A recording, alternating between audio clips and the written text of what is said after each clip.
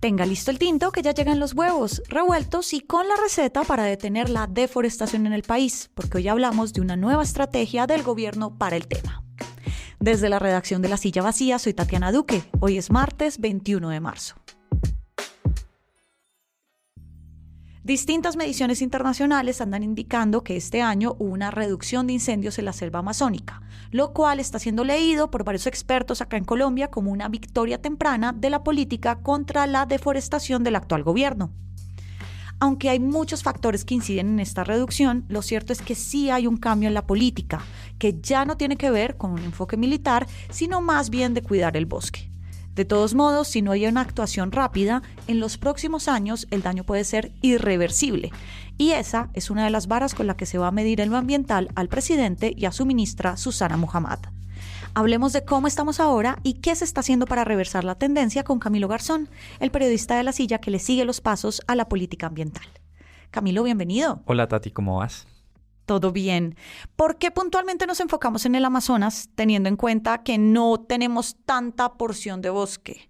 ¿Por qué ese enclave es tan importante para las mediciones? Sí, bueno, primero el Amazonas es más grande de lo que la gente imagina. El Amazonas colombiano representa el 42% del territorio nacional y pasa de alguna manera u otra, por 10 departamentos del país. ¡Wow!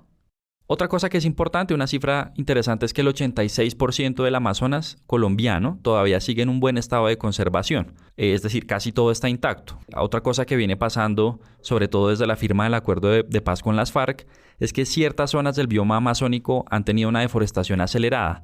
Estoy pensando en Guaviare, en el corredor del Meta que atraviesa los parques naturales de la Macarena y el Tinigua. Son lugares donde la tasa de deforestación ha aumentado más y también donde se han presentado más incendios forestales. Una razón de eso, que ya se ha contado, es que las FARC tenían manuales de convivencia ambiental y pues que básicamente eran una amenaza a la gente que tumbaba bosque. No deforeste porque si no lo matamos. Sí, claro. En los últimos meses lo que hemos rastreado es que las disidencias en el Meta, por ejemplo, están comenzando a poner multas nuevamente a las personas que deforestan. Vea. Y esto ya se lee como una carta que están jugando para una futura negociación con el gobierno en el marco de la paz total. Había una estrategia que venía del gobierno Duque que era muy criticada, que se llamaba Artemisa, que tenía un enfoque bien militar. ¿Qué era eso? Esa estrategia, sin embargo, tuvo dos grandes limitaciones o críticas. La primera es que no sirvió para dar con los grandes deforestadores y muchas veces que se hacían operativos se capturaban los eslabones más débiles de la cadena de producción, campesinos que, muchos de los cuales de hecho sí necesitaban tumbar algunos palos para poder sembrar, pero nunca se dio con los grandes deforestadores ni los financiadores de esas actividades. La deforestación es una actividad muy cara, sí. No la hace cualquier persona, sobre todo pues quiero decir la de gran escala. Y dos, pues que finalmente no sirvió para bajar la deforestación. Entre 2018 y 2021 se deforestaron 43.000 hectáreas más que en el cuatrienio anterior. Es decir, Duque sencillamente no logró cumplir su meta de bajar la deforestación. Evidentemente Petro llegó a cambiar eso, pero quisiera entender un poco cómo cambió la estrategia puntual, que es con la que se está midiendo los logros de la ministra Susana Muhammad en Amazonas. Sí, Petro llegó con una idea muy distinta y con una obsesión de poner al Amazonas en el centro de su agenda ambiental en Colombia y en el mundo. Lo primero que hizo fue desmontar precisamente la estrategia militar de Artemisa y en cambio ha privilegiado la idea de concertar mesas con comunidades indígenas en el Amazonas para que sean esas mismas comunidades las que conserven el bosque. Eso es lo que quiere crear la ministra Susana Muhammad, para que la gente tenga precisamente más incentivos para cuidar el bosque. ¿Cuáles? Por ejemplo, tienen un concepto que son los núcleos de desarrollo forestal para la recuperación activa del bosque. Lo que se espera es que el gobierno les pueda enviar plata a los campesinos para que conserven el bosque y que ciertas entidades les den asesorías sobre cómo pueden pasar de una economía extractiva a una bioeconomía. Es decir, básicamente que puedan ganar plata por no tumbar el bosque, sino por mantenerlo. Y eso es algo que no solamente se está haciendo en el Amazonas, sino en varias partes del país.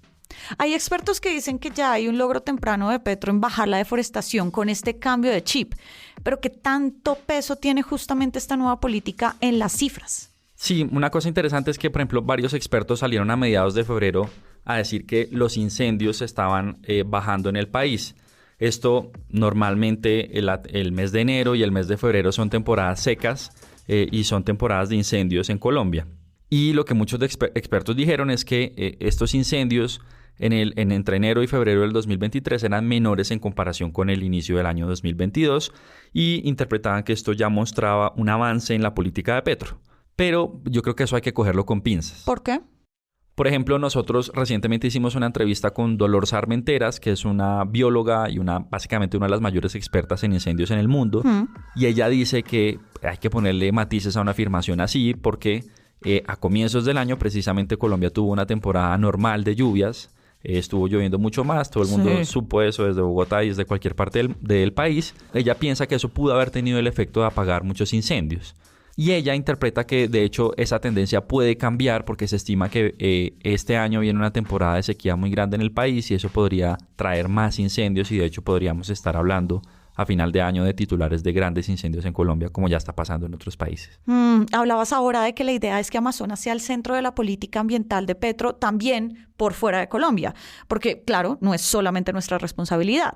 Ya hay un aliado en Brasil, que es Lula da Silva. ¿Cómo ves que pueda funcionar esta relación? En principio, es genial que Lula esté como aliado ambiental de Petro, precisamente porque lo que ocurría antes en Brasil, en otras partes como en Venezuela, es que los presidentes no eran precisamente amigos de la conservación amazónica, ¿no? Claramente Bolsonaro no lo era. Sí. Ahora con Lula, pues parece haber como un común propósito con Petro en cuidar el Amazonas, pero eso tiene un pero, y es que con la llegada de Lula también los recursos que estaba recibiendo Colombia de cooperación internacional y que no estaba recibiendo Bolsonaro, claramente porque los iba a malgastar, ahora los vamos a tener que disputar y dividir con Brasil.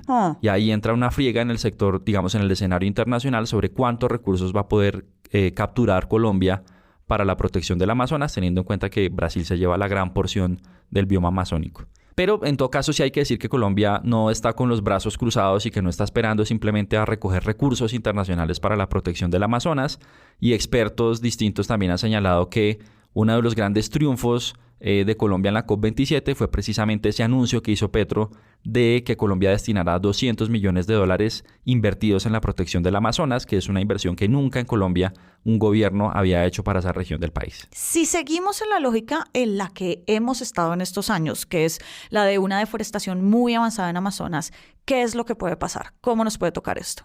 Sí, recientemente salió un estudio que hace una proyección sobre cuánto se deforestaría el Amazonas colombiano en los próximos 20 años. Y si sigue, según ese estudio, la deforestación como viene ahora, perderíamos 2 millones de hectáreas más. Wow. Pero ese no es el peor escenario. ¿No? No. Hay otro escenario que es el extractivista, donde la deforestación, de hecho, aumenta más de lo que está actualmente.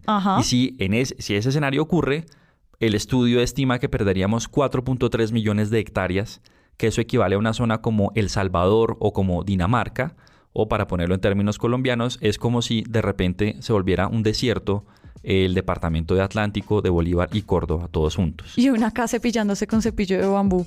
Camilo, muchas gracias por pasar por acá. No, Tati, gracias a ti por invitarme. Este huevo fue realizado con el apoyo de The Ford Foundation.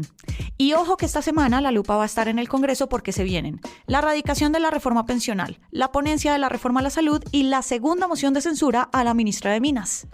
Todas y más movidas de poder ya están al aire en lasillavacía.com, en nuestras redes y en el en vivo. Y por acá cada mañana su desayuno político favorito estará servido. Soy Tatiana Duque. Nos escuchamos mañana.